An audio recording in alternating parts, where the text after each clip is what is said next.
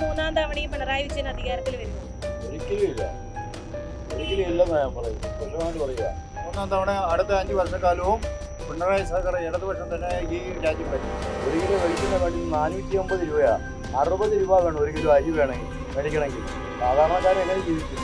ഒരിക്കലും ജീവിക്കാൻ പറ്റും. അതുപോലെ റോഡുകളുടെ അവസ്ഥ ഭയങ്കരമായി മടുപ്പാണ്. റോഡുകളുടെ അവസ്ഥ എന്തെല്ലാം വികസന പ്രവർത്തനങ്ങൾ ഇവിടുത്തെ PW റോഡുകളുടെ ഇപ്പോൾ നമ്മൾ ഈ വണ്ടി ഓടിച്ചാൽ ജീവിതം മുന്നോട്ട് ഒരു ദിവസം കൊണ്ട് ജീവിച്ചു പോകാൻ പറ്റില്ല. അതുപോലെ മോദി കേന്ദ്രം ഭരിക്കുന്ന ആളാണ്. അത് വേറൊരു സ്റ്റൈലാണ്. ഇത് CPM-ന്റെ നേതൃത്വത്തിലുള്ള ഭരണമാണ്.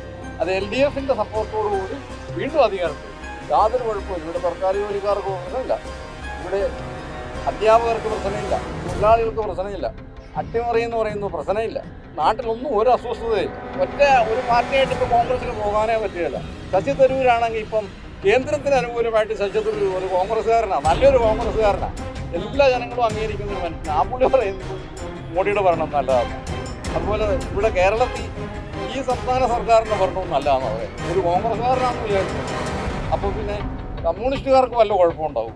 UDF-നായിരിക്കും സാധ്യത എന്ന് പറയാൻ പറ്റത്തില്ല. കാരണം BJP-യുടെ ഇവിടുത്തെ വളർച്ച ഒരു ത്രികോണ മത്സരമായിട്ട് വരുന്നത്. UDF അധികാരത്തിൽ വരുവാണെങ്കിൽ അവർക്ക് തമ്മിലടിയും മറ്റു കാര്യങ്ങളും എപ്പോഴും മുടച്ചു നിൽക്കും. വികസന കാര്യങ്ങൾ കൃത്യമായിട്ട് കൊണ്ടുപോകാൻ പറ്റത്തില്ല. നമ്മുടെ കേരളത്തിലെ സാമ്പത്തിക സ്ഥിതി അത്ര കണ്ട് മോശമാണ്. PD സതീശനെ പോലെയുള്ള ഒരാൾക്ക് മുഖ്യമന്ത്രി പദവി കൊടുക്കുക എന്ന് പറഞ്ഞാൽ ഒരു നിലപാടിൽ ഉറച്ചു നിൽക്കുന്ന ഒരാളായിരിക്കണം മുഖ്യമന്ത്രി എന്ന് പറയുന്നത്.